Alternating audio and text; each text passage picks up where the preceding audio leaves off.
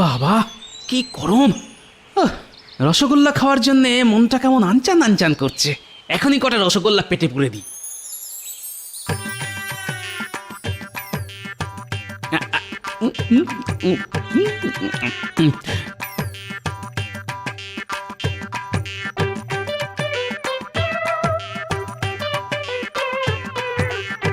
এটা কি রে?